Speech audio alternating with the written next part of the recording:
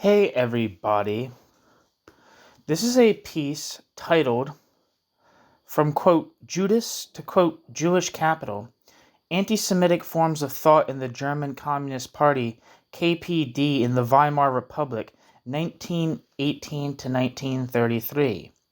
This is an English version of an article titled Vom Judas zum Judenkapital, Antisemitische Denkformen in der I don't know how to say letters in German. KPD der Weimarer Republik, 1919 to 1933, in Matthias Brosch's edited volume Exclusiva Solidarität. Linker Antisemitismus in Deutschland. Vom Idealismus zur Antiglobalisierungsbewegung. Published in Berlin, 2007.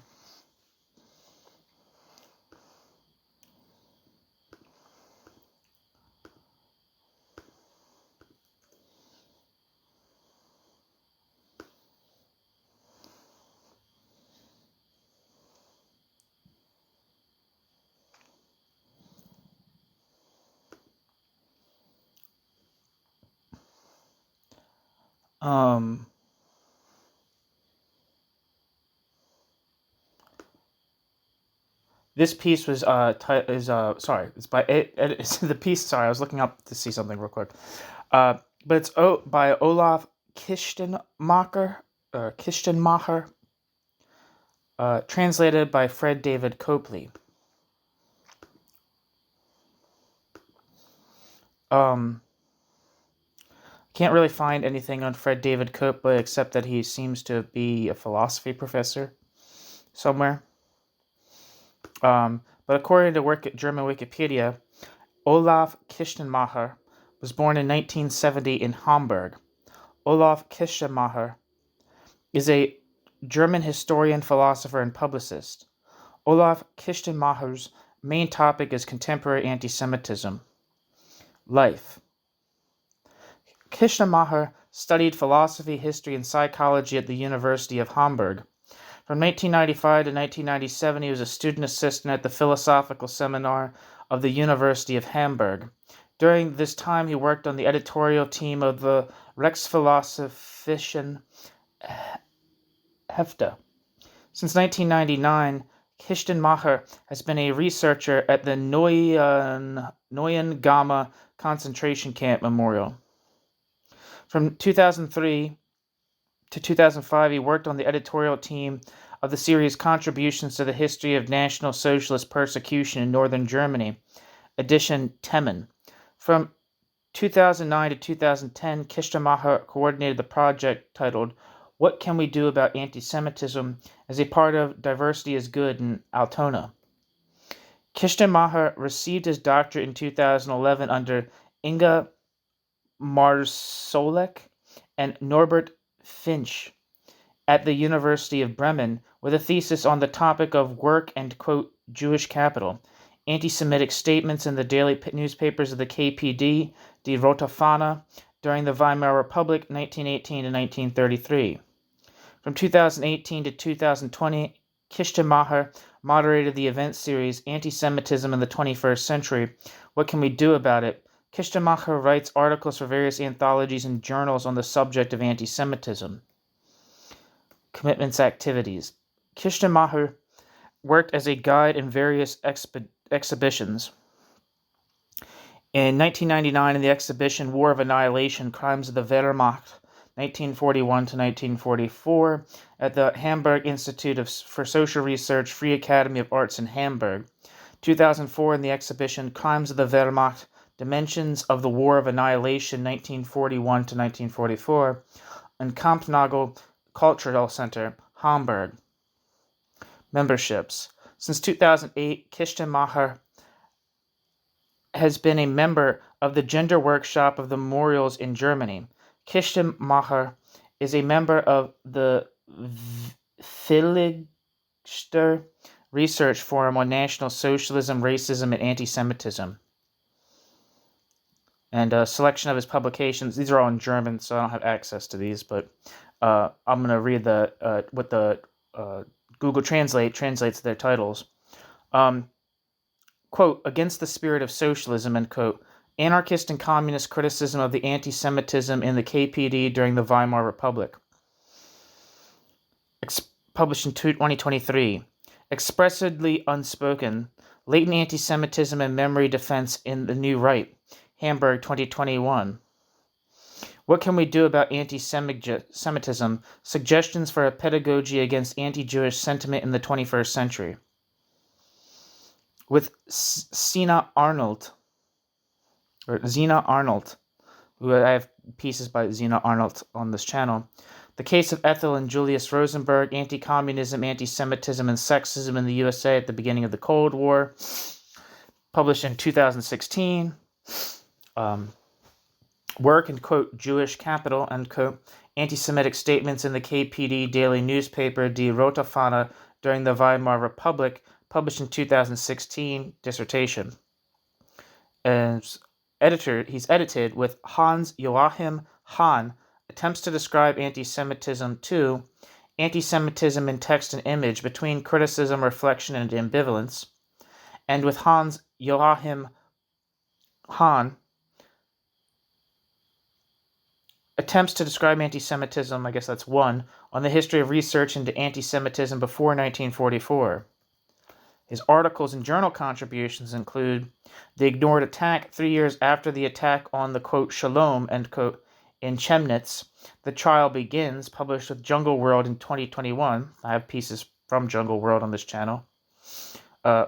Rosa Luxemburg's critique of, quote, national liberation in Frank Jacob, Albert Schauenberg, and Jörn Schuttrumpf, edited volume, Rosa Luxemburg, volume 2, After Effects. Published in 2021. Latent forms of anti-Semitism in educational work, theoretical approaches and action strategies. Published in Mark Grimm and Stefan Mueller's edited volume, Education Against Anti-Semitism, Areas of Tension in the Enlightenment.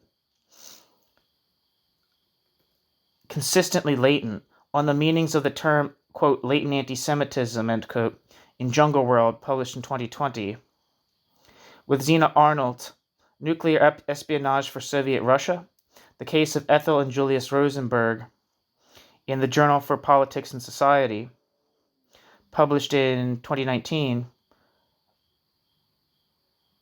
More Than One Case Mbembe in Concret, in 2020. With Christoph Gunkel, quote, help, we are being burned, end quote, Anti-Semitic attack in Munich, Semitic attack in Munich in 1970, in Spiegel 2020. Facets of anti-Semitism on the various motives and motivations of anti-Semitism in the 21st century, in Hans-Peter Kilgus / Marcus Meyer, Sebastian Werner's edited volume,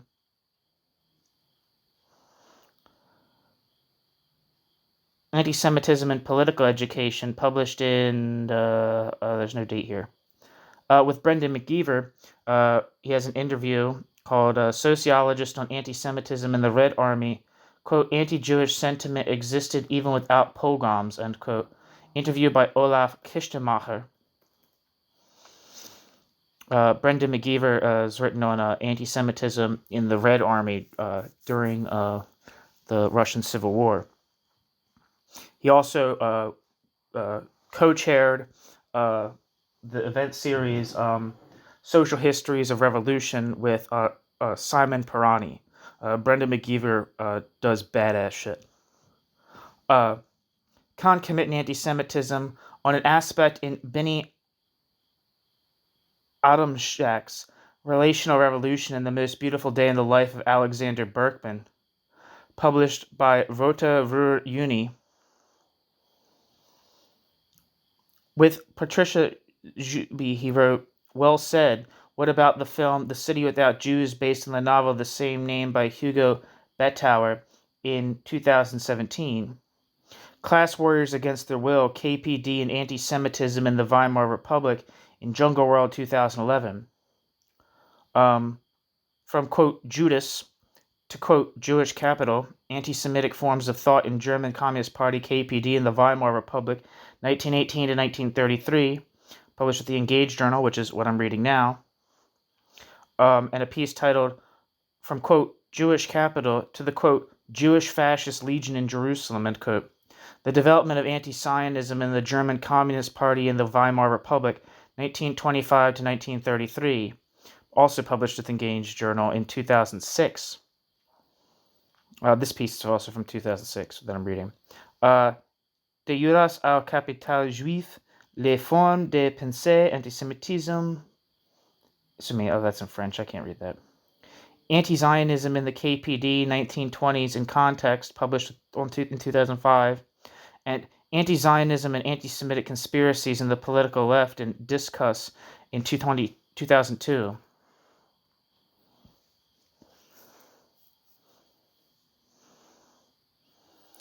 And then there's, yeah. So, yeah, thank you for listening to all that. That's just his biography. Now we can read the actual piece by Olaf Kistenmacher. From Judas to Jewish Capital. Anti-Semitic Forms of Thought in the German Communist Party, KPD, in the Weimar Republic, 1918 to 1933. On the occasion of an event initiated by the KPD, titled Wofür starb Schlageter, Kommunismus, Faschismus und die politische Entscheidung der Studenten, bracket, Why did Schlageter die? Communism, Fascism, and the Students' Political Decision. In Berlin in the summer of 1923, Ruth Fischer, who was head of the party's Centrale, in an attempt to win over to the KPD the nationalist students who had gathered there, used this argument. Quote, you cry out against Jewish capital. Gentlemen, whoever condemns Jewish capital, gentlemen, is already engaged in the class struggle, even though he doesn't realize it. You are against Jewish capital and want to eliminate the stock manipulators. Rightly so. Trample the Jewish capitalists underfoot, hang them from the street lamps, stamp them out. But what do you want to do with the large capitalists, the Kluckner and Steiners? End quote. Ruth Fischer. I just want to refresh myself on Ruth Fischer real quick. I think she became like an anti-communist in the United States after some wild shit. Ruth Fischer lived from 1895 to 1961 and was an Austrian and German communist and a co-founder of the Austrian Communist Party, KPO with an umlaut, I don't know how to say that, in 1918. Along with her partner Arkady Maslow, Ruth Fischer led the Communist Party of Germany through both the May 1924 and December 1924 federal elections. After being removed from the KPD, Ruth Fischer became involved with various anti-Stalinist left-wing groups and remained a anti-Stalinist activist for the rest of her life.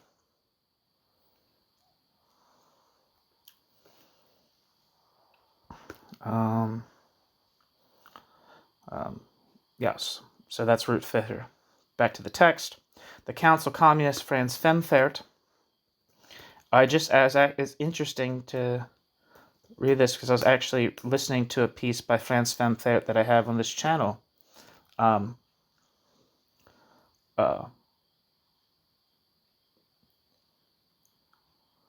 Wikipedia says Franz Femfert lived from 1879 to 1954, dying in Mexico City. He was a German German journalist, editor of Die Action, literary critic, politician, and portrait photographer. Femfert occasionally wrote under the pseudonym U. Gade, derived from Russian Ugade, which I guess translates as guess. I don't know. In 1911, Franz Femfert married Alexandra Ramm, R-A-M-M, who had moved to Berlin from Russia and who was involved in Russian translations. Franz Femfert was involved in founding the Internationale Sozialisten Partei, Anti-National Socialist Party, originally a clandestine organization founded in 1915. The action became its official organ following the German Revolution in November 1918. Femfert subsequently became close friends with Leon Trotsky, even though he maintained quite distinct political views. After the Nazi seizure of power, Femfert fled to Karlovy Vary, Czechoslovakia. Here, the Czech Stalinists called for Franz Femfert's publications. Jesus Christ, deportation. The next section is called publication. So I was reading it.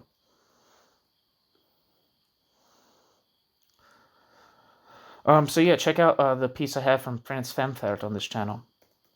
Anyway, the Council Communist Franz Femfert reported this as an eyewitness in his journal Die Action, The Action, the Social Democratic daily newspaper, and the Social Democratic daily newspaper Vorwärts, Forward, cited his report in August 1923 without contradiction.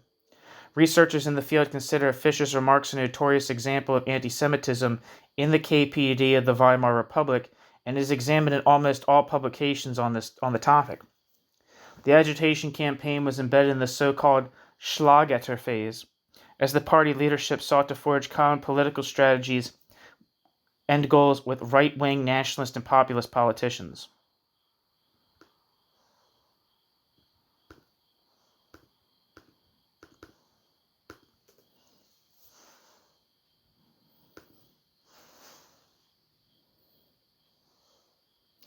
I don't know if this is what is being referred to here at all, but I typed in Schlagetter phase and it took me to a thing. Let me see.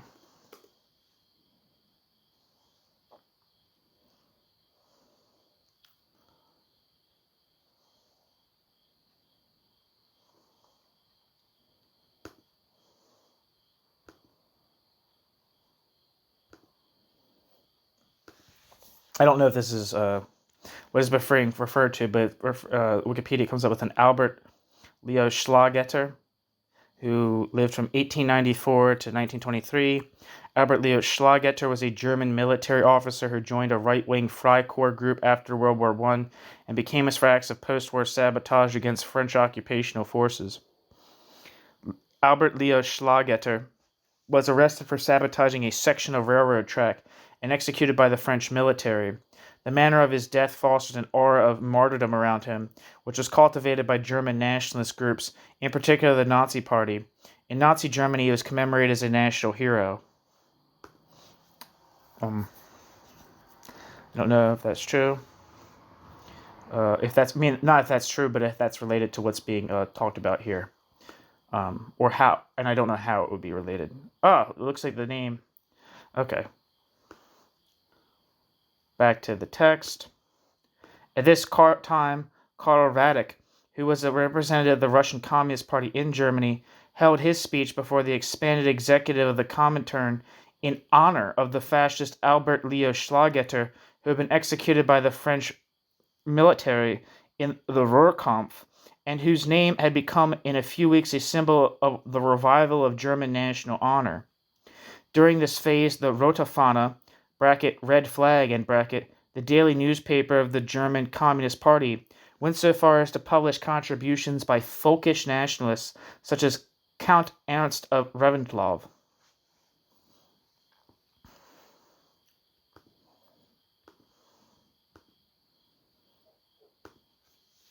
So, if you listen to the piece, Report from Moscow by the German Council Communist Otto Rühle, he has so much scorn for Karl Radek.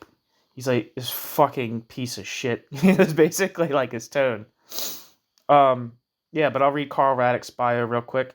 Karl Radek lived from 1885 to 1939 and was a revolutionary and writer active in the Polish and German social democratic movements before World War I, and a communist international leader in the Soviet Union after the Russian Revolution.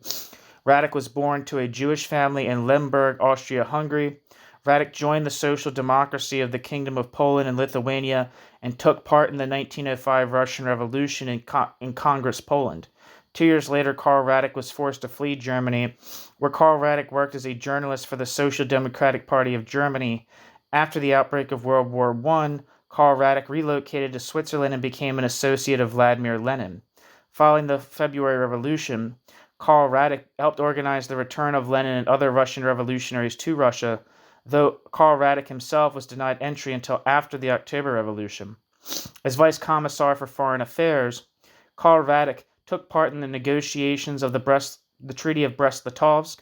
Karl Radek helped establish the Communist Party of Germany after the revolution began and spent a year in prison for his role in the Spartacist uprising. After returning to Russia, Radek became a member of the Comintern Executive Committee. The failure of the revolution in Germany, as well as his support for Leon Trotsky against Joseph Stalin, ultimately led to Karl Radek's fall from power and expulsion from the party.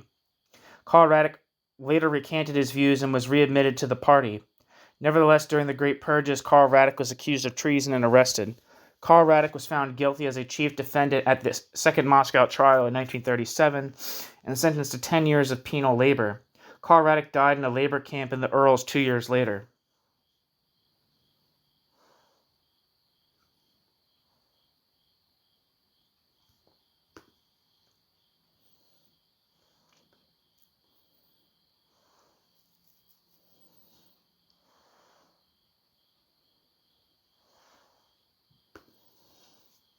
Okay, so that's Karl Radek. And now we need to look up the Ruhrkampf.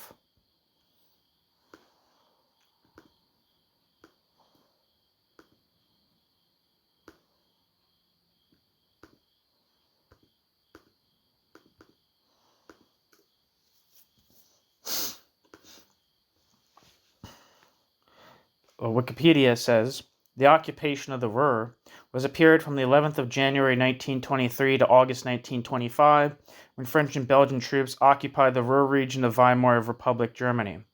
The occupation of the heavily industrialized Ruhr district came in response to Germany's repeated defaults on the reparations payments required under the terms of the Treaty of Versailles. The French and Belgians intended to force Germany to supply the coal and other raw materials that were part of the reparations.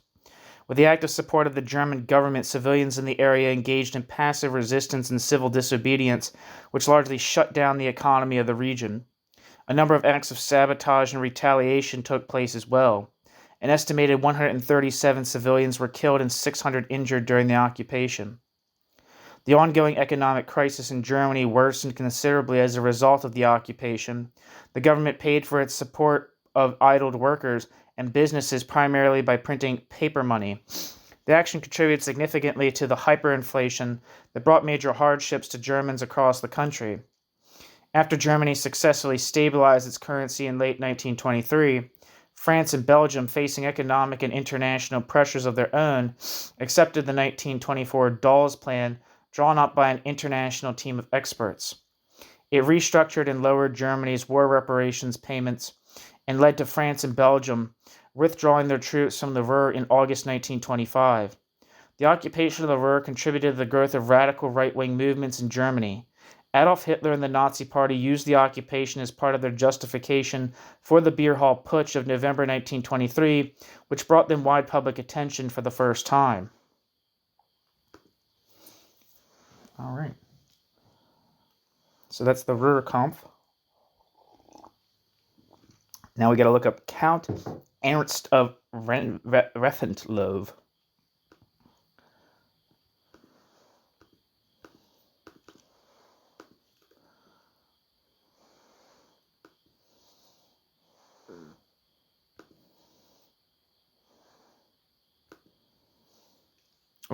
It looks like what's coming up is Ernst Graf zu Reventlow. He lived from 1869 to 1943 and was a German naval officer, journalist, and Nazi politician. Back to the text.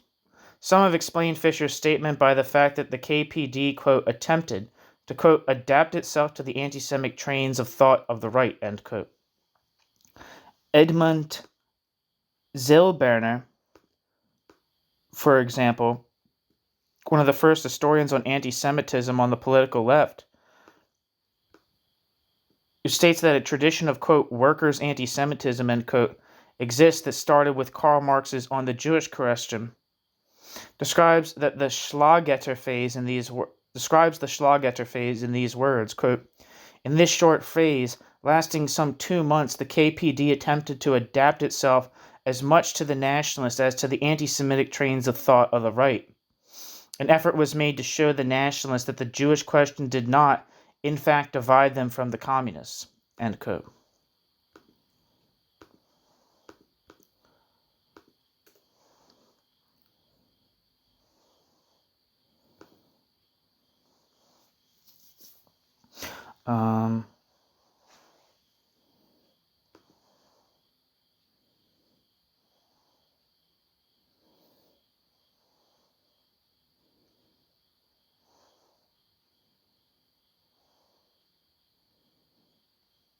It looks like Edmund Zilberner wrote a book called The Problems of War, which is about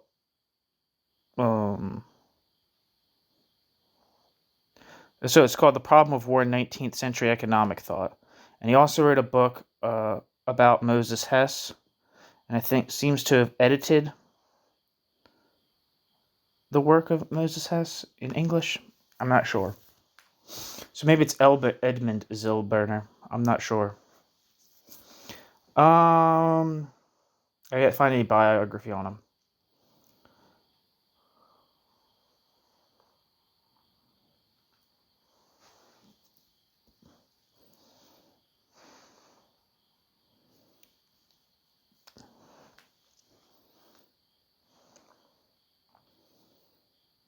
Back to the text. Just as quickly, according to the usual portrayal in hitherto existing research, the KPD now also abandoned this course of action.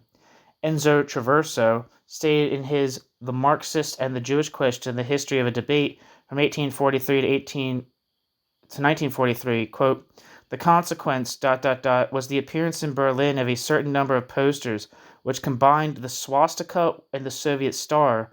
Limits had been exceeded and the KPD was obliged to abandon the chauvinistic and anti-Semitic language," end quote.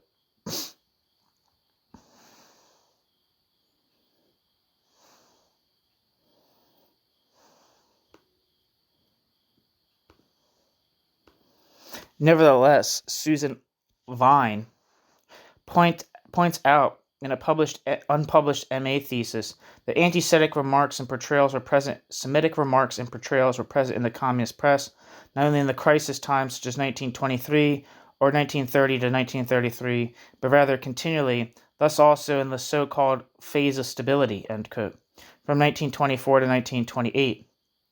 This indicates a deeper underlying connection between anti-Semitic stereotypes and the KPD's representation of, quote, work, end quote, honest work, end quote, of belonging to the working class and to the nation, and of exploitation and domination. The analysis of this connection will demonstrate that the KPD of the Weimar Republic, in spite of its supposed internationalist conception, was in a specific way nationalist. The following analysis, although methodologically oriented towards discourse analysis, draws inspiration from an impulse in critical theory. In a short article on anti-Semitism and National Socialism, Moish Pastone interprets modern anti-Semitism as a, quote, particularly pernicious fetish form, end quote.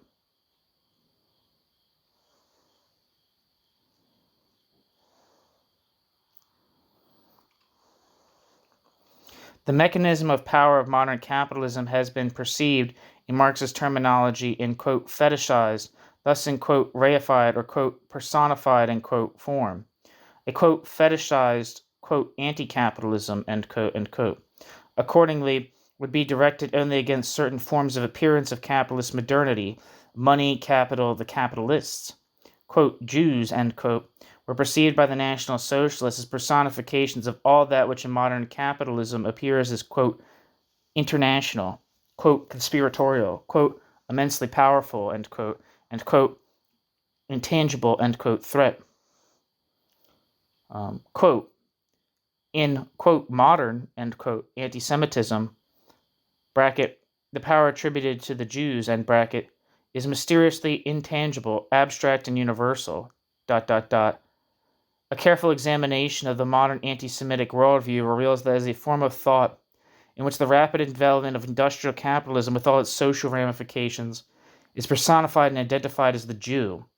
It is not that the Jews merely were considered to be the owners of money, as in traditional anti-Semitism, but that they were held responsible for economic crises and identified with the range of social restructuring and dislocation resulting from rapid industrialization, explosive urbanization, the decline of traditional social classes and strata, the emergence of a large, increasingly organized industrial proletariat, etc. In other words, the abstract domination of capital, which, particularly with rapid industrialization, caught people up in a web of dynamic forces they could not understand, became perceived as the domination of international Jewry, end quote. Upon this basis, the catchphrase, quote, I guess that quotes from Moshe Stone. Upon this basis, the catchphrase, quote, personified, quote, anti-capitalism, end quote, has gained currency in recent years in the discussion of the radical left in Germany, whereby, however, an important element has been left out. The example of Ruth Fischer shows, namely, the personification alone is not yet anti-Semitic. She personified capital twice, once the concept of, quote, Jewish capital, and a second time with the names of the, quote, large capitalists, end quote, Steins, Kluckner, end quote. Both images stood for capitalist relations. Nonetheless, only the concept of, quote, Jewish capital, end quote, was anti-Semitic, for this concept not only personified, but also racialized capital.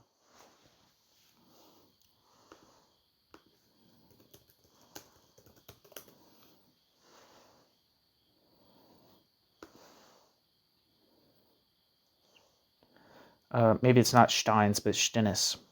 Hugo Adolfo Eugen Fichter Stinnes, commonly known as Hugo Stinnes, lived from 1870 to 1924. Hugo Stinnes was a German industrialist and a politician who served as a member of the Reichstag from 1920 to 1924 upon his death.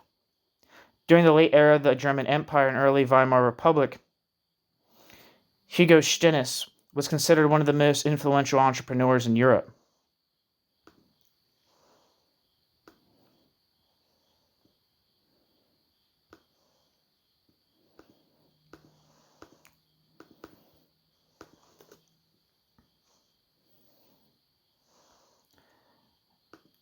And according to Wikipedia, Kluckner & Co., SE, commonly repeated as Kluco, is a German producer independent steel and metal distributor. Kluckner's core business is the sale of steel and non-ferrous metals.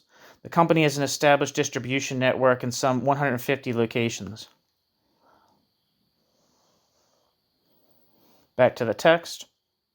By means of this racialization, capitalism was made not only into an alienated, but a, quote, foreign, end quote, form of exploitation in which, quote, the worker, end quote, was oppressed and exploited by the, quote, stranger, end quote, by the, quote, foreigner, and by, quote, international haggling, end quote.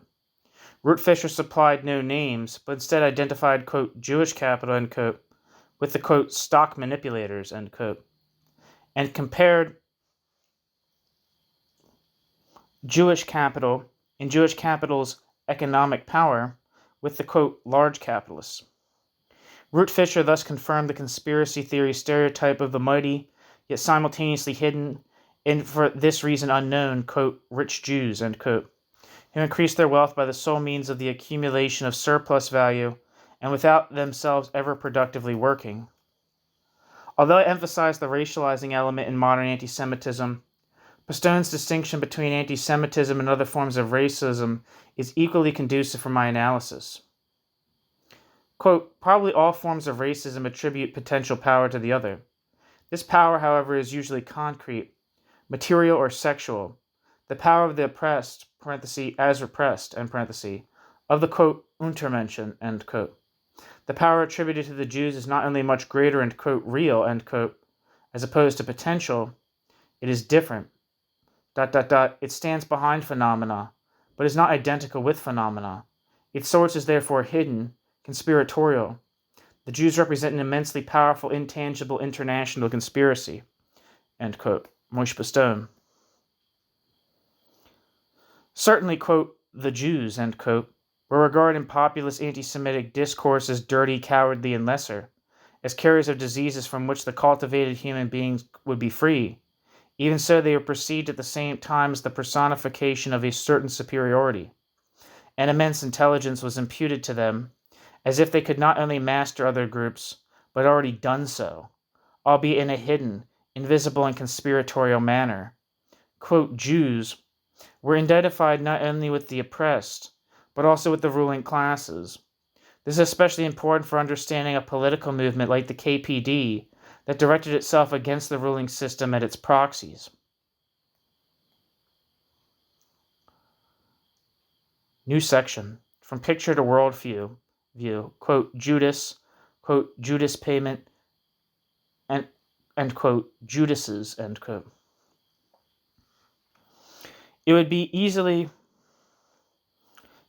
to evaluate anti-Semitism if anti-Semitic discourse had clearly delineated boundaries. Although naturally there are straightforwardly anti-Semitic statements, anti-Semitic discourse is not definable unequivocally, and its borders are fluid. The racialization of the enemy as, quote, Jews, end quote, can be viewed first on a rather literary and metaphorical level.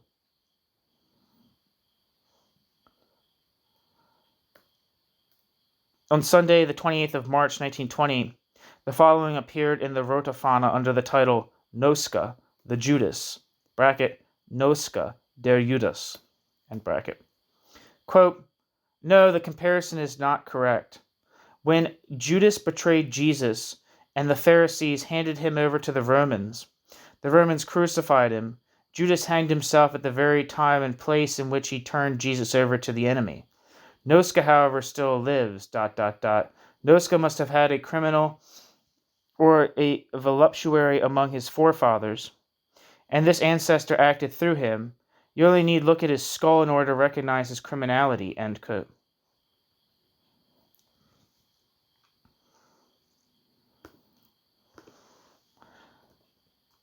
Again, that was from March 1920 in Rote Fahne.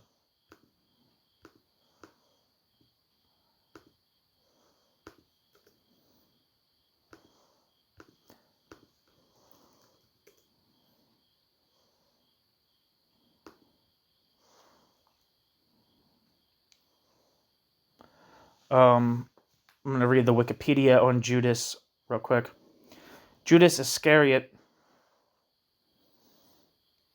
lived from circa 30 to 33, circa 33 AD, so he died circa 30 to 33 AD, was, according to Christianity's four canonical Gospels, a first-century Jewish man who became a disciple and one of the original 12 apostles of Jesus Christ. Judas betrayed Jesus to the Sanhedrin in the Garden of Gethsemane in exchange for 30 pieces of silver by kissing him on the cheek and addressing him as, quote, master, end quote, to reveal his identity in the darkness to the crowd who had come to arrest him. In modern times, Judas' name is often used synonymously with betrayal or treason. The Gospel of Mark gives no motive for Judas' betrayal, but does present Jesus predicting it at the Last Supper, an event also described in all other Gospels. The Gospel of Matthew 26:15 states that Judas committed the betrayal in exchange for 30 pieces of silver. The Gospel of Luke 22:3 and the Gospel of John 13:27 suggest that Judas was possessed by Satan. According to Matthew 27:1-10, after learning that Jesus was to be crucified, Judas attempted to return the money he had been paid for his betrayal to the chief priest and hanged himself. The priest used the money to buy a field to bury strangers in, which was called the, quote, field of blood, end quote, because it was bought with blood money. The book of Acts 1:18 quotes Peter as saying that Judas used the money to buy the field himself, and he, quote, fell headlong, ... burst asunder in the midst, and all his bowels gushed out, end quote. Judas's place among the 12 apostles was later filled by Matthias. Due to his notorious role in the in all the gospel narratives, Judas remains a controversial figure in Christian history. Judas's betrayal is seen as setting in motion the events that led to Jesus' crucifixion and resurrection, which according to traditional Christian theology brought salvation to humanity. The Gnostic Gospel of Judas, rejected by the Proto-Orthodox Church as heretical, portrays Judas's actions as done in obedience to instructions given to him by Jesus, and that he alone among the disciples knew Jesus' true teachings. Since the Middle Ages, Judas has sometimes been portrayed as a personification of the Jewish people, and his portrayal has been used to justify Christian anti-Semitism. Back to the text. In this article, titled Noska the Judas, the comparison with the biblical figure is indeed characterized as inadmissible. Nonetheless, that being, quote, Judas, end quote, and betrayal belong together appears as a presupposed matter of fact. The racist explanation of Noska's criminality in the final sentence of the citation must be taken more seriously than you at first may be inclined to do, even if it appears to be meant ironically. The conviction that behaviors are congenital, and the idea that both good and bad people can be bred, were not generally dismissed on the left in the 1920s, but rather were understood to some degree as the newest scientific knowledge, which could be helpful in the construction of a socialist state. The Jewish people were a, quote, race, end quote, was indeed, on one hand, criticized within the socialist and communist left of the early 20th century, but on the other hand, the ABC of Communism by Nikolai Bukharin and Evgeny Preobrazhensky, which was published in 1920, and which provided the foundation for the world picture for KPD members in the Weimar Republic, reported the following about anti-Semitism. Quote, Section 60, Anti-Semitism and the Proletariat. One of the worst forms of national enmity is anti-Semitism, that is to say racial hostility towards the Jews, who belong to the Semitic stock, bracket, rasa, end bracket, of which according to this definition, quote, Jews, end quote, indeed constitute no race of their own, as populist anti-Semites maintain, but they were held to belong with Arabs in a proper, quote, Semitic race, bracket, rasa, end bracket, end quote, and consequently would be, quote, strangers, end quote, in both Germany and the Soviet Union. In Noska the Judas, no Jewish person was called by the traditional anti-Judaistic insult. The position of the name, quote, Judas, end quote, in the anti-Semitic discourse of the 19th and 20th centuries is not simple to determine, but, in any case, populist anti-Semites have used not only the expression, quote, Judah, quote, Judah, and, quote, Jews, quote, Juden, but also the name, quote, Judas, end quote. In 1919, a book authored by National Socialists appeared with the title Judas the Global Enemy, What Everyone Must Know About the Jews. The Jewish Question is a Question of Humanity in the Light of the Truth, which is in German is called Judas der Weltfeind. Was jeder über die Juden wissen muss. Die Judenfrage als Menschheitsfrage und ihre Lösung im Lichte der Wahrheit. Let's see if anything comes up for that.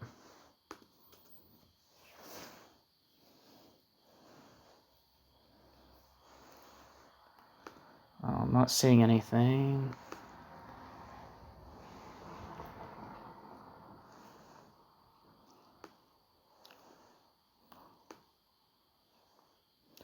Looks like it's by a Franz Schunghammer Heimdall.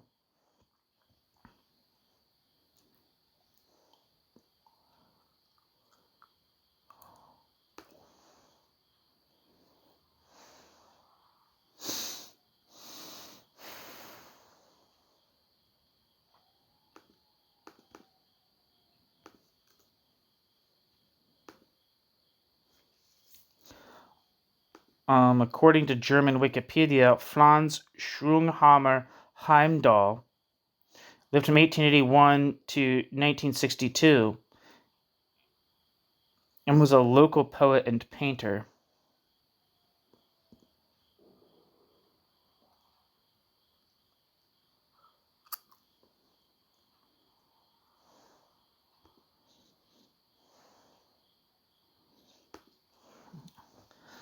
Okay, back to the text. In 1927, a Jewish cemetery was desecrated with swastikas and the inscription, quote, Judas Iscariot, end quote. The name, quote, Judas, end quote, was often used in the Rote Fahne, while other biblical names were hardly used at all. In November 1932, the Rote Fahne also named Adolf Hitler as the Judas of South Tyrol. And on 31st of January 1933, a two fingers width headline directed against the SPD read of all things, Judas Iscariots.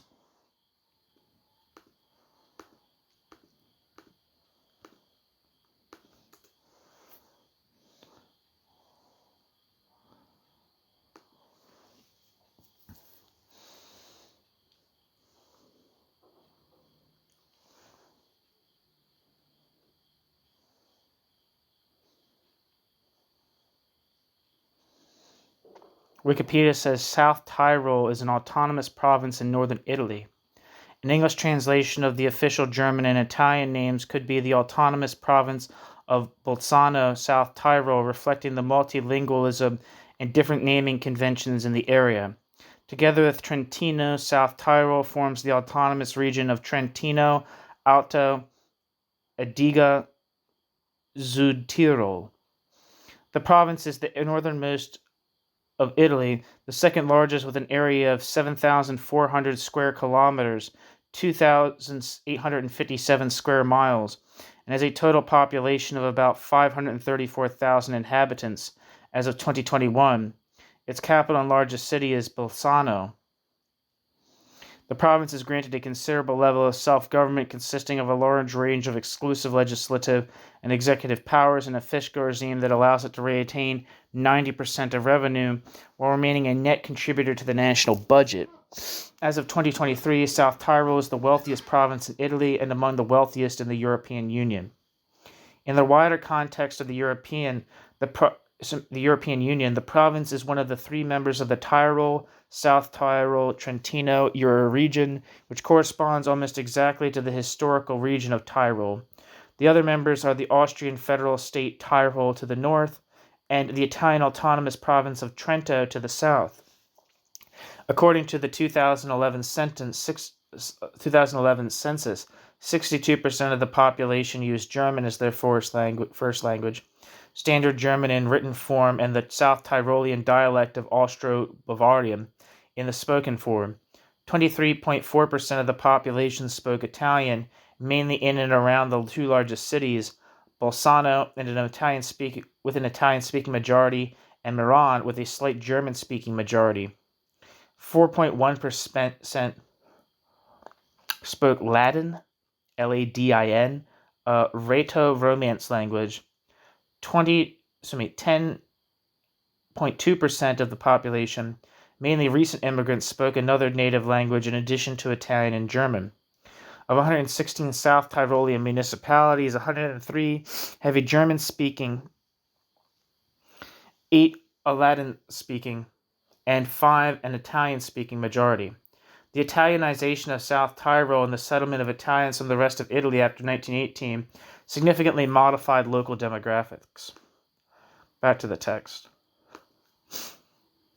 The use of the originally Christian, quote, Judas, end quote, or Judas stereotype, for dishonorable mercenary and to some extent congenital traitors could have developed no potency in communist thinking had it not filled a gap in the worldview.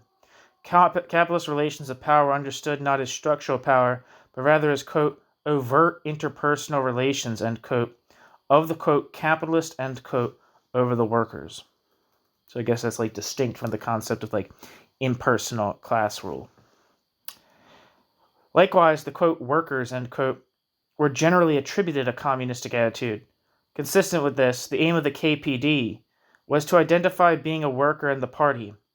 Workers who acted against the political intentions of the KPD fell prey, according to this conception, not to the temptation of becoming happy within capitalist society, but rather were, according to the depiction of the Rotafana, merely not courageous and honorable enough to fight for their own actual communist position, in the absence of which they were mercenary, even corruptible, like, quote, Judas. The expression, quote, Judas, was not the only expression used for the deformation of political enemies.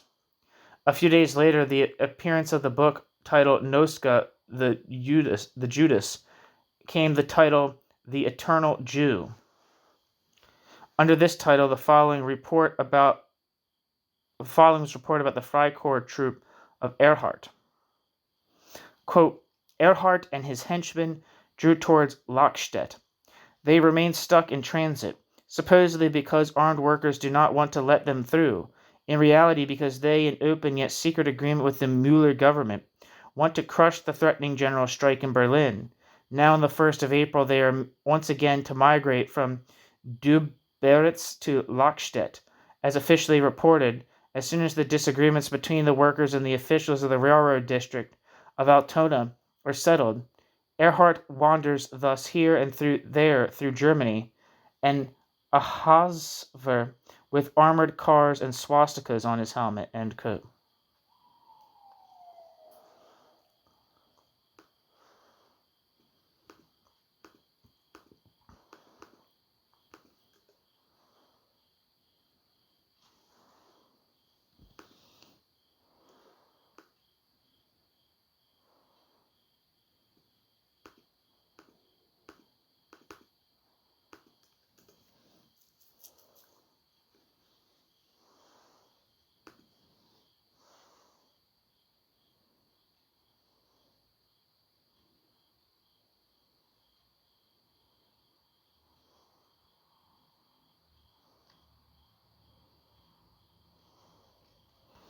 It appears that there was a film titled The Eternal Jew released in Nazi Germany.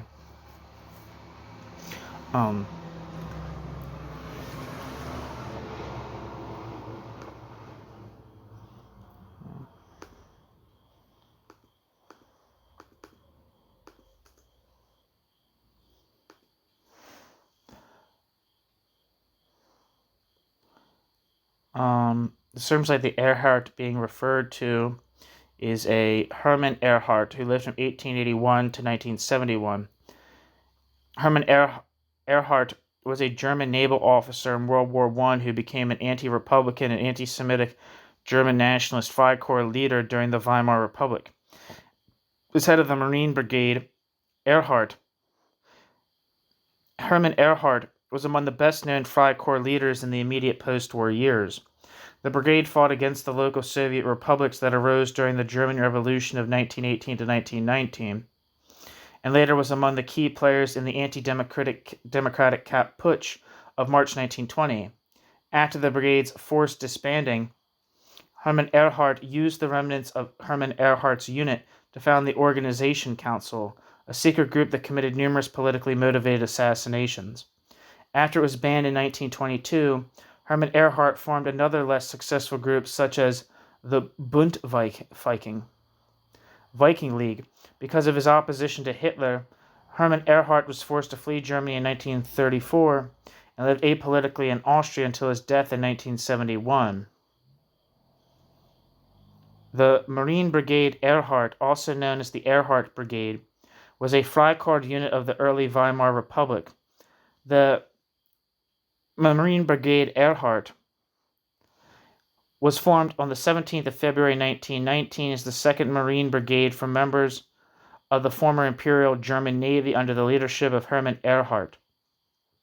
The Erhard Brigade was usually used primarily in the suppression of the Bavarian Soviet Republic and the First Silesian Uprising, both in the first half of 1919. In March 1920, faced with the Erhard Brigade's imminent disbanding by orders of the government in Berlin, the Marine Brigade was one of the main supporters of the Kapp Putsch that tried to overthrow the Weimar Republic. After the putsch failed and the brigade was disbanded in May, many of the former members formed the secret Organization Council, under Erhard's leadership. Before the Organization Council was banned in 1922, the Organization Council carried out numerous assassinations and murders in a continuation of the attempts to overthrow the Republic.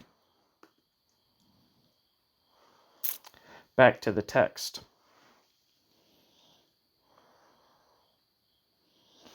The argumentation of the political right was to be taken ironically and was therefore only reversed. While association members fulminated against, quote, the Jews, end quote, they themselves were designated by the Rote Fahne as, quote, Jews, end quote. Again, no Jewish person was called the, quote, eternal Jew, end quote. Yet with this strategy, the underlying stereotyping was reproduced, that, quote, the Jew, end quote, is an enemy, that the, quote, Jew, end quote, combats the, quote, worker, end quote, and he wanders about as Hasver, because he has no place in which he belongs.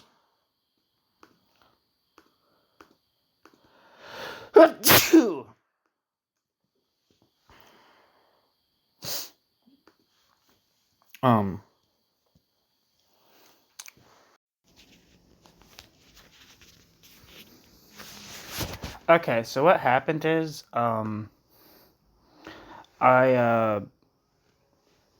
some reason I read this entire article, and the thing, apparently when I checked my phone after I was done reading, it said that I did not finish, it stopped recording in like the middle of what I was doing.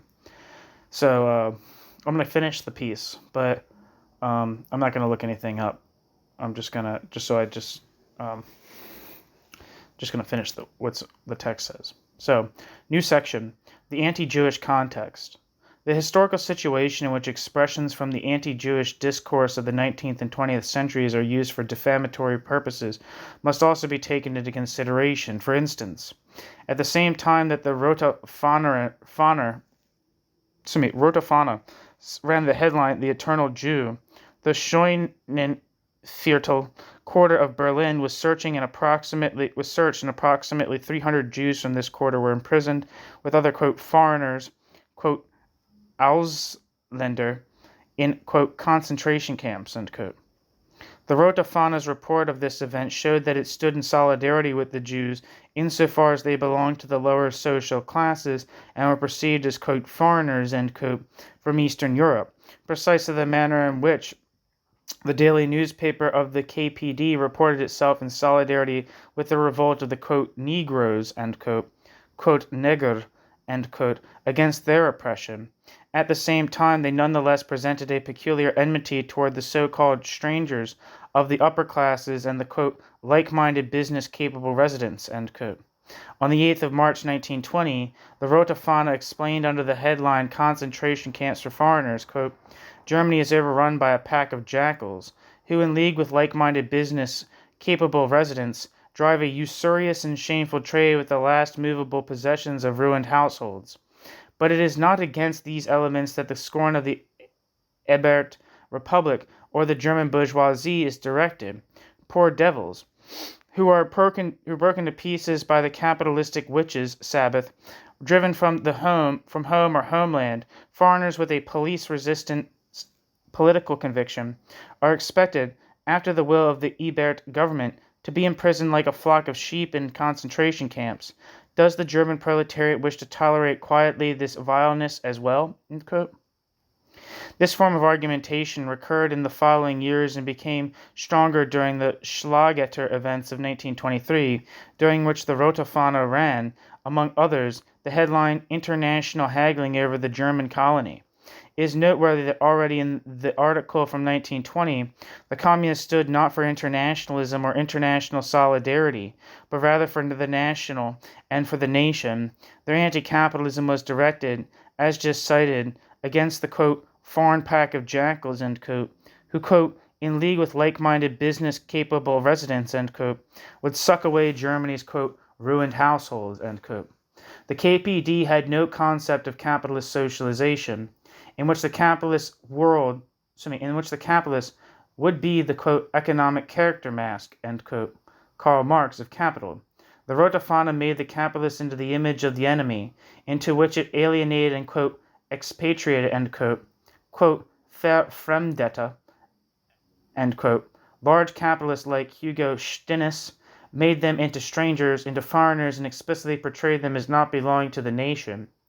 Under the title Profiteers, Princes, and Troublesome Foreigners, the Rote Fahne wrote already in 1920, quote, the German revolutionary proletariat has every reason to say, with complete clarity to the Republican government, quote, for us, the Russian companions are not foreigners, but rather the German capitalists are, and your foreigners are not troublesome to us, but rather the capital-diverting German princes are, end quote, end quote.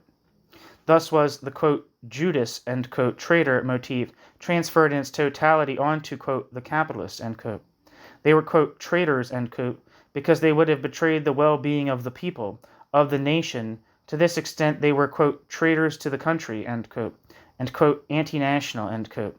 In this way, the party that wanted to protect the simple folk, bracket, Leute, end bracket, could also just as well become the party that protected the people, bracket, folk, end bracket.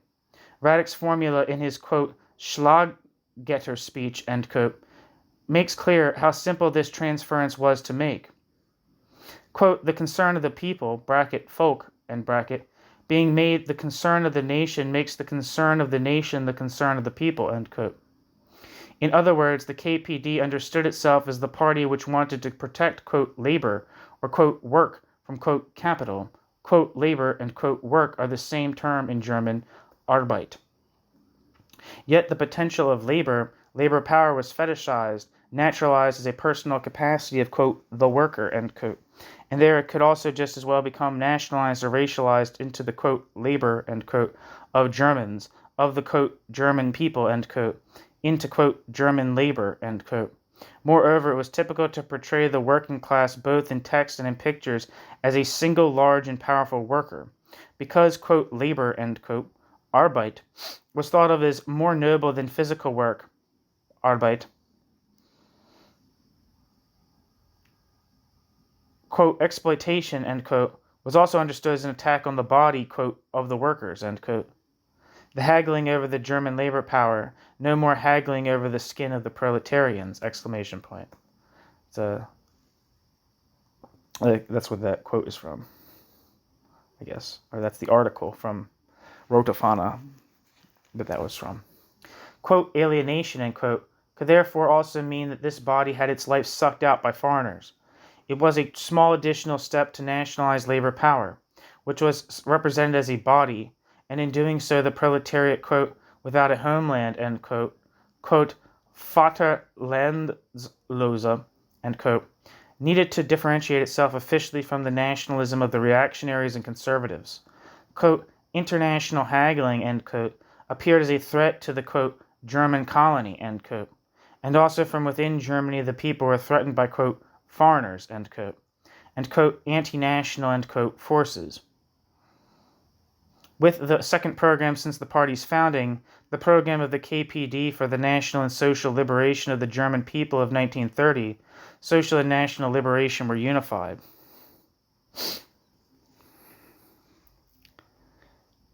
New section, personification of capital and capitalism. The identification of capital with the, quote, Jew, end quote, which could be seen as supported by Marx's portrayal of the, quote, real Jew, end quote, in On the Jewish Question, also appears in those attempts by the KPD to agitate against fascist gatherings. In 1923, Hermann Remmele, a member of the Centrale of the KPD, emphasized the personification of the modern power of money in, quote, the Jews, end quote. In 1930, Hermann Remmele used the same image once again. The Rote Fahne reproduced the speech of Comrade Remmele in the fascist gathering in Stuttgart from 1923, in which he designated anti-Semitism as understandable and gave the following explanation, quote, I can very easily conceive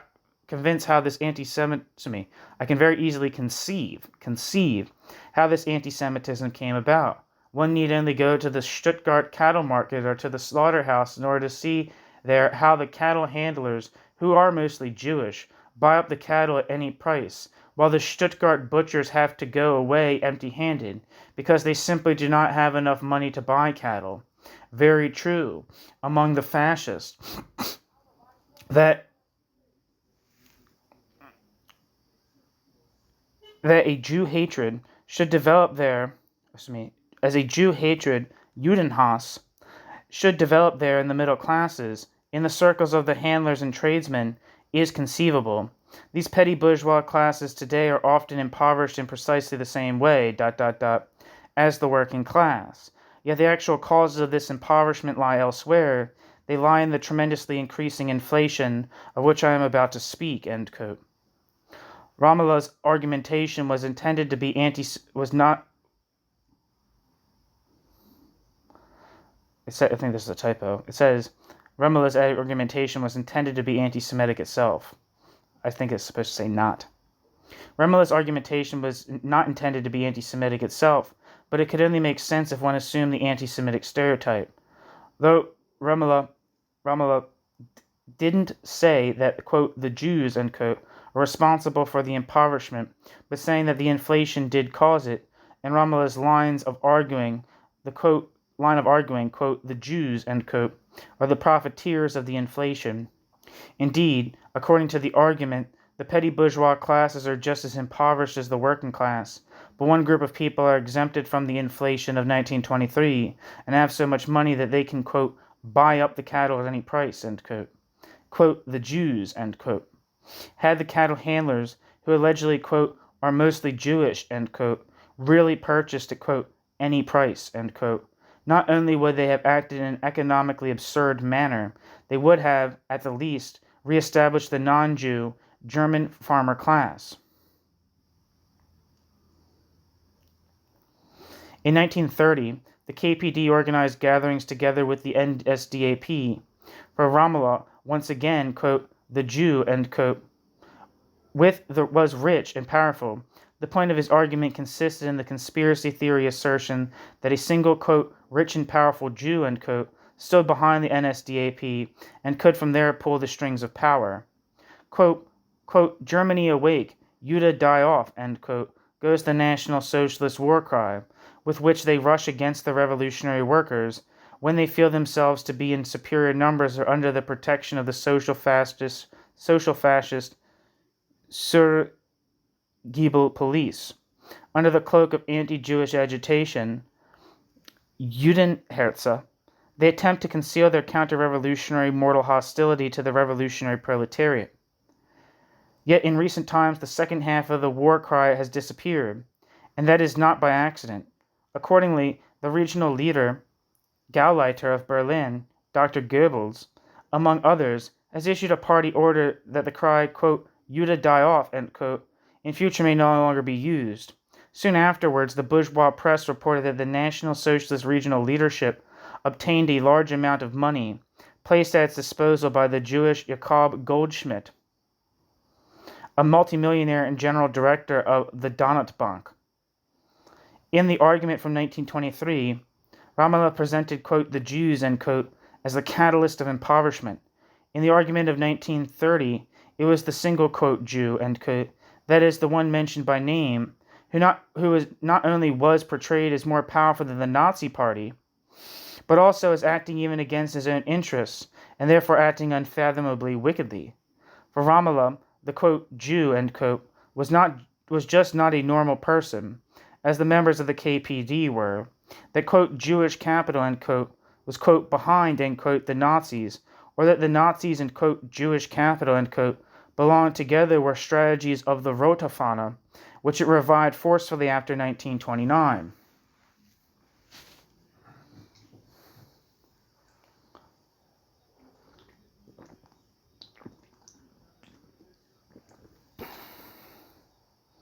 I think these are Lister, and then these are a bunch of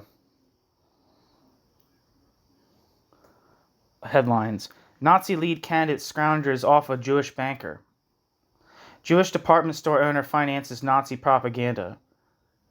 Judah will not die out. Nazi loans for department stores. Thus looks the struggle of the Nazis against interest servitude. Bracket. Sinsknechtschaft. And Jewish department store capital in reality. The declaration of love of large banker Solomson for the Nazis. The Central Association of the German bank and banker industry needs the National Socialist as prize fencer for the profits of the interest robbers. Dedicated to the coward Goebbels, the quote, eternal Jew, end quote, Goebbels. Hitler proclaims the rescue of the rich Jews. Hitler the agent of Morgan and Rothschild. Nazis for Jewish capital.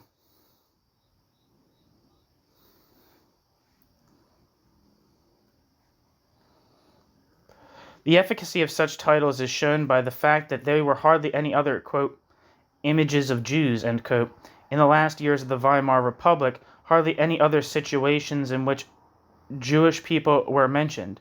In 1923, the 40th anniversary of Karl Marx's death, the Rote Fahne printed an excerpt from the second part of On the Jewish Question, so Judenfrage, in which the, quote, real Jew, end quote, is characterized by, quote, self-interest, end quote, huckstering, end quote, money, end quote. The conclusion of the reproduction reads, quote, the social emancipation of the Jew is the emancipation of society from Judaism, end quote. By this condition, the addition of a small subtitle, the Rote Fahne gave the excerpt a meaning that Marx certainly could not have intended.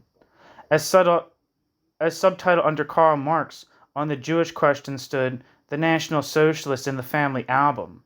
The KPD indicated to its populist fascist rivals that it, too, struggled for the, quote, emancipation of society from Judaism, end quote.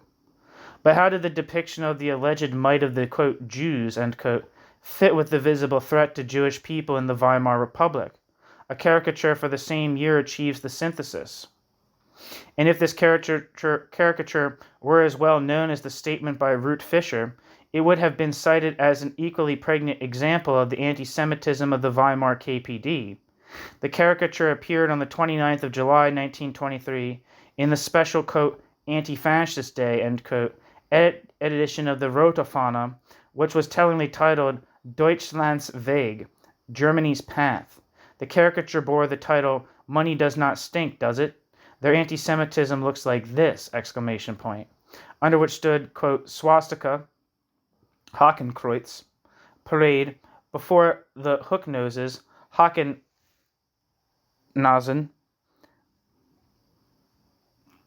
in Vienna, a true occurrence, end quote. A procession of National Socialists was depicted with swastikas on their helmets and armbands. At the edge of the parade, in the foreground, the two, quote, Jews, end quote, in elegant clothing giving the military greeting, their coats decorated with medals. They have large hooked noses, bulging lips, and two-faced eyes beneath half-closed eyelids. Both are unshaven and appear poor, in spite of the clothes and elegant shoes.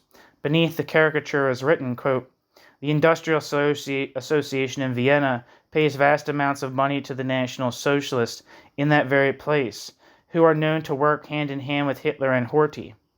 At the last swastika bearer and vanguard parade, a delegation of Jewish large industrialists were present, among them Kohlischer and Herzfelter, who viewed for themselves what was proffered them for their money. The capitalist press was satisfied, end quote.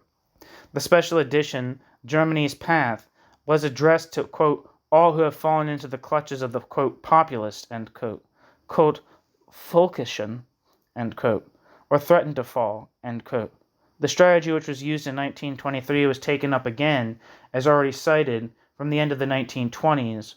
The Rote Fahne continued to maintain that Nazis and, quote, Jewish capital, end quote, belonged together, that, quote, Jewish capital, end quote, would be, quote, behind, end quote, the Nazis, and that the anti-Semitism of the NSDAP was accordingly not in earnest.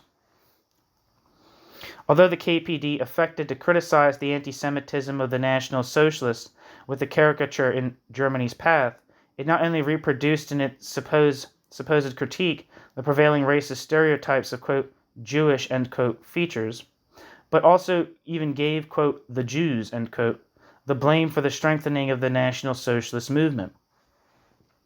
On account of the personification of capitalism as, quote, the Jews, end quote, and an account of the communist mindset, which not only traced all appearances of modernity back to capitalism, but also portrayed the capitalist mechanisms of power as, above all, quote, overt interpersonal relations, end quote. National Socialism was perceived not only as a consequence of capitalism, but even as the consequence of the direct impact of, quote, capitalists, end quote, and in Germany's path, that meant the impact of the, quote, Jewish large industrialists, end quote, because the caricature was only supposed to address the connection to anti-Semitism. No one besides the, quote, Jewish, end quote, money donors was portrayed. In a situation, therefore, in which a populist and anti-Semitic movement gained support and the threat to Jewish people increased, the KPD reacted not only with a lack of solidarity, but rather with the anti-Semitic allegation that the, quote, Jews, end quote, themselves were to blame for this development. From this portrayal, the communists of the Weimar Republic were intended to recognize that they had two enemies, the National Socialists and, quote, Jewish large industry, end quote, or as Ruth Fischer expressed it, quote, Jewish capital, end quote, quote, Juden capital, end quote.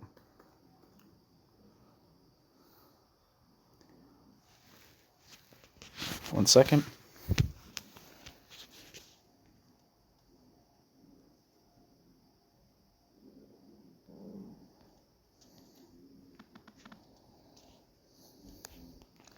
New section. The pogrom of Berlin's Scheunenviertel quarter and the temporary end of the KPD. For the KPD and the Rote Fahne, the year 1923 ended with a half-year ban. For Jewish people in the Weimar Republic, 1923 ended with a frightening level of anti-Semitic violence. The pogrom in the Scheunenviertel quarter of Berlin that broke out at the 5th of November 1923, lasted for more than 2 days. People were accosted openly in the streets, stripped and robbed, jeered at and chased through the streets wearing only their undergarments. The attackers intruded into businesses and apartments, robbed and rioted. Automobiles were stopped and passengers beaten.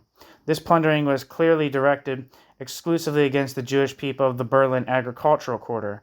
Quote, non-Jewish business owners labeled their stores with unmistakable signboards on which they identified themselves as, quote, Christian merchants, end quote, in order to protect themselves from inadvertent plundering, end quote. Indeed, populist agitators were well responsible for the pogrom, yet the relevance of populist agitation to the outbreak of violence is contested. Those involved in the spread of anti-Semitism in the Weimar Republic did not need first to be told who was to be held responsible for the economic crisis. That these riots were understood as a, quote, anti-capitalistic action, end quote, action, and that voters of the SPD and KPD could also have taken part in them, as the historian Rainer Silkenat asserts, makes clear the warning which Vorwärts, the central organ of the Social Democratic Party, published under the title Augen auf, eyes open, exclamation point, on the morning after the first riots. Quote, workers, look at the men who incite you to violent actions. German populist agitators have whipped up the misguided masses to pogroms. The great storm upon the Jewish quarter of Berlin has been carefully prepared with calm reckoning by the German populist demagogues in order to exacerbate catastrophically the confused political situation in Germany and to render the masses useful to the dark purposes of fascism. ...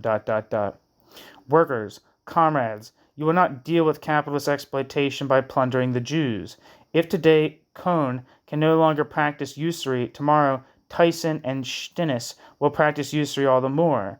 The Jewish as well as the Christian exploiter, the black Jew as well as the white, will only fall when capitalism falls.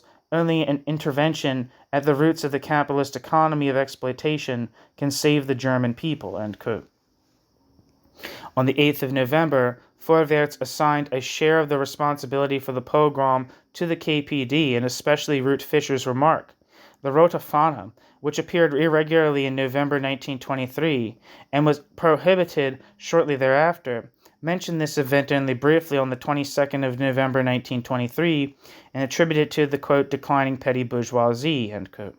The KPD remained banned until the spring of 1924. As I have shown, it did not relinquish its use of anti-Jewish stereotypes after 1923. One must measure the stance of the KPD and the behavior of its members against the demands of their spiritual fathers. in the 19th century, Friedrich Engels had already formulated the requirement for the proletariat that workers, quote, could have nothing to do, end quote, with anti-Semitism.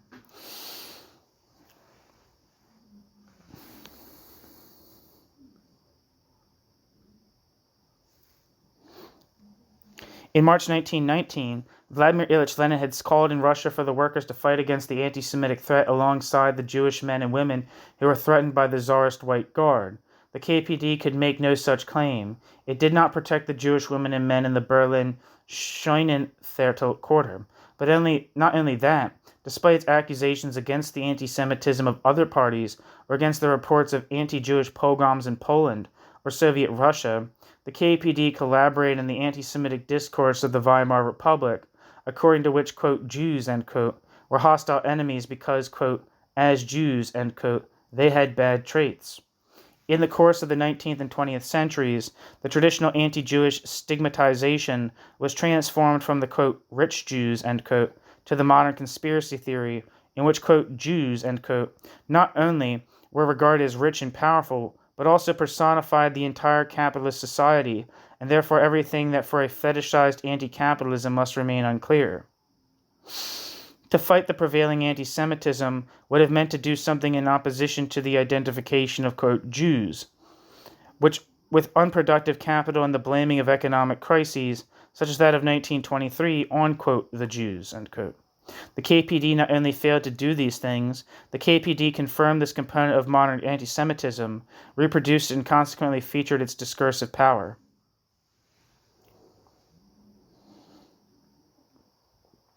And I already gave a little biography earlier at Olaf Kistenmacher, but it says, the article's over and it says, Olaf Kistenmacher is working as a guide in the concentration camp memorial Neuengamme in Hamburg.